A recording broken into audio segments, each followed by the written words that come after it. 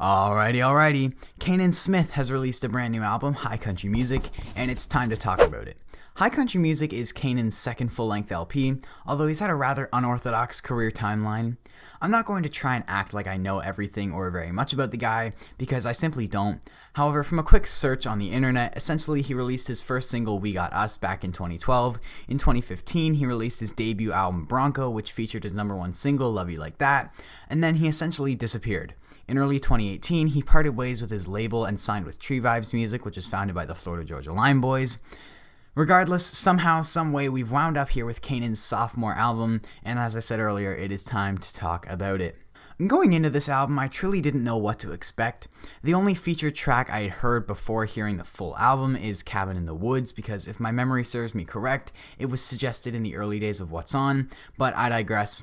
One thing this album knocked out of the park is the production, which is sort of surprising. I'm under the impression Canaan solo produced most of these tracks, with a little bit of help from Brian Kelly and Tyler Hubbard from Florida Georgia Line, but regardless of who did what, this album sounds great. Across the board, High Country Music is one of the most successful fusions of rootsy traditional country with modern production techniques and styles.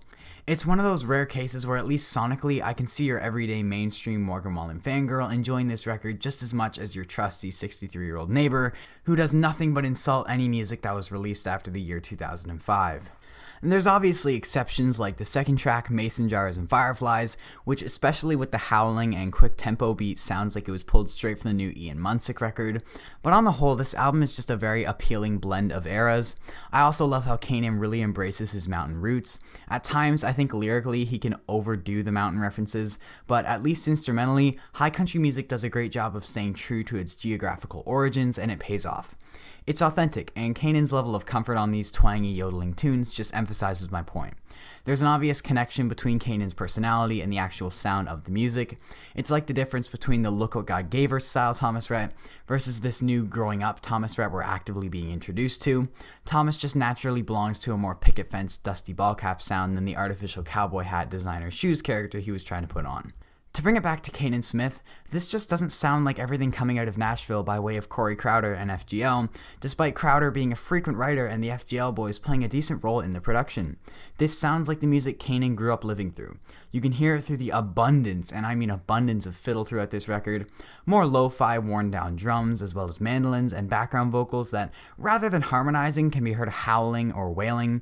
Even Canaan himself throws some really fun yodeling in on a few occasions. The breezy environmental sound of this record just makes you feel like you're sitting around a fire overlooking a mountain range while a whistling wind blows by. It's just super refreshing to hear. Tying it back to one of my original points, it's just rare you hear a project with contributions from Florida Georgia Line and Corey Crowder sound so honest and traditional. And on the flip side of that, it's rare I could see an album featuring yodeling and a boatload of fiddle be so appealing to your standard mainstream country fan. Another thing that I want to point out is Canaan's vocals over the course of this record. Naturally, he has a slightly higher pitch, a somewhat squeaky tone, but he also lets his voice fly in all of its rough, weathered beauty, and the contrast of his more refined vocals compared to his freewheeling style provides for a great listen. Some specific highlights sonically I want to mention are as follows. Catch Me If You Can is an awesome, quick-paced sing-along jam. It's similar idea to Mr. Policeman by Brad Paisley, but if Mr. Policeman was a Brothers Osborne song, and if the Osborne brothers were law-breaking lumberjacks. Without sounding like a broken record, it's the way they use such a traditional instrumental palette and use it in such a modern, forward-thinking sound. I know I've already said this, but I think a big part of this successful blend lies in the fiddle. The fiddle is everywhere, and not only is it used as a cut onion when you're already crying, like on She Ain't In It by John Party, but it's also used as fuel to the engine on a quicker pace song like Catch Me If You Can. Colder Than You is my favorite track on here, and it isn't close. Not only do I think it's one of the better written songs on this record, because I'll get to the lyrics in a moment, Colder Than You, at least in my opinion, is hands down the biggest earworm on this record. The grit in Canaan's voice when he takes center stage to transition into the chorus is nothing but addictive. It also features the yodeling I was talking about. During the instrumental, it features this epic low-pitched guitar solo. Yet again, the 6/8 time signature delivers in a big way.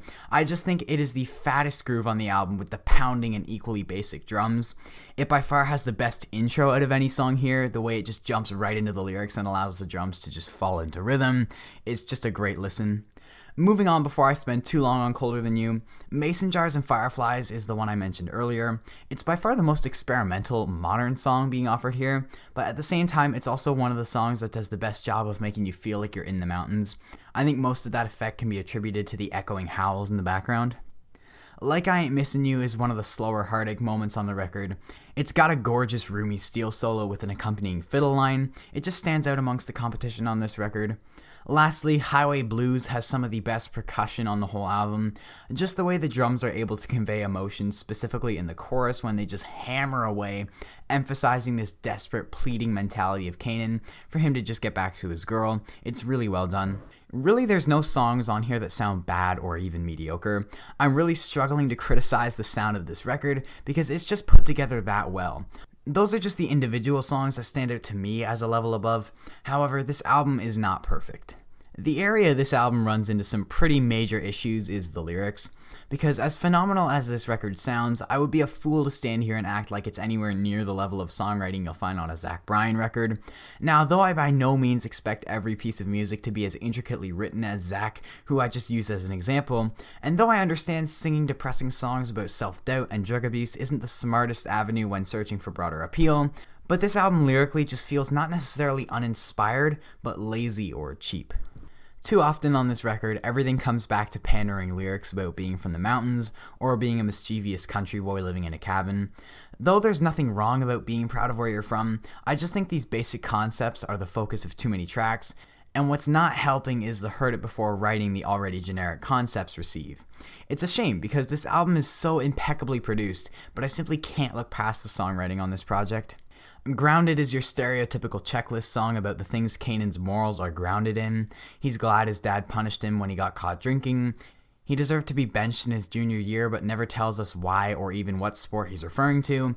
And don't forget that girl who wrecked his heart. It all just sounds so familiar because it's done in such an uninteresting way. There's just too many basic references to things like Chevys, cold beer, being a rebel, loving summer, and other activities or nouns that everyone has heard before in every other country song. I'm not saying there's anything wrong with writing a song about a truck, being rebellious, beer, summer, you fill in the blank. I just think on this record, these basic ideas come off as monotonous or boring just because they aren't presented in any interesting way. The lyrics are very straightforward. Let's go drink cold beer at a campfire and then drive around dirt roads in my Chevy. Even when there are examples of good songwriting, too often they get overshadowed by these incredibly generic lyrics because the generic ones stick out like a sore thumb. I also think Canaan is often trying too hard to talk about and encompass everything in every song. If the song has anything to do with where he's from or anything to do with being a country boy from the mountains, it's like the writers feel the need to reiterate everything that could possibly be related to this broad idea, leading to a lot of lyrical overlap, which is never ideal, but especially not when the lyrics constantly being reused are already a snooze-fest of imagery. Towards the end of this record, the songs really start to take shape because rather than talking about everything, Canaan focuses on one idea and explores it more creatively. Like on Highway Blues, which is explicitly about traveling on the road, not how his country roots affected his attitude during a tour, or his love for drinking beer when he's away from home. The song is tunnel-visioned in a good way. It's about his highway blues, missing his lover when he's on the road. As a result, it works. Is it an earth-shattering display of poetic brilliance? No. But it paves its own lane within the record because it doesn't try to merge all the ideas featured on all the previous tracks. The same goes for Losing Sleep Over a Girl and Like I Ain't Missing You. I'm not going to go in depth again because you get the point. Like I said, this album really finishes strong songwriting-wise. Not to say there aren't good moments in other songs. Like I alluded to earlier, Colder Than You, those centered around the very unique idea of drinking beer after a breakup. I think it's justifiably stupid. It's not trying to be clever or unique. The point is to feel like a drunken, sloppy sing-along song to get over this girl. But again, the song itself stays focused on beer. It doesn't go out of its way to mention irrelevant references to country life.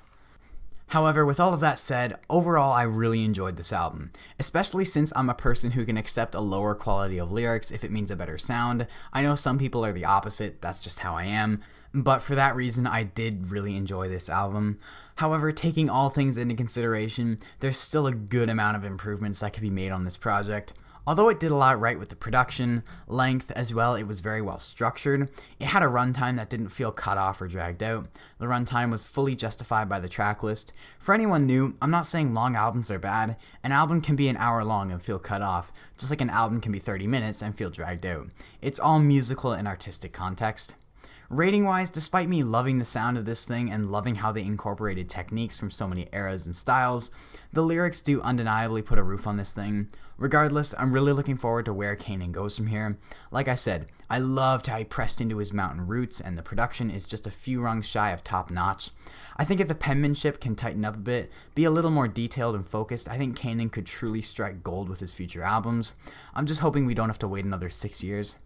Rating-wise, I'm going to give this one a 6, but a very strong 6, closing in on a 7. Just not quite there. Like I said, the album sounds great. It's just not well-rounded enough to get a 7, at least in my opinion. And that's all I've got for you today. Be sure to let me know in the comments below what you thought of this album. If you enjoyed this video, I would encourage you to like the video and subscribe for more country music content. Links to the Discord server and my Instagram are both down in the description if you want to check those out. And yeah, until next time, have a great day.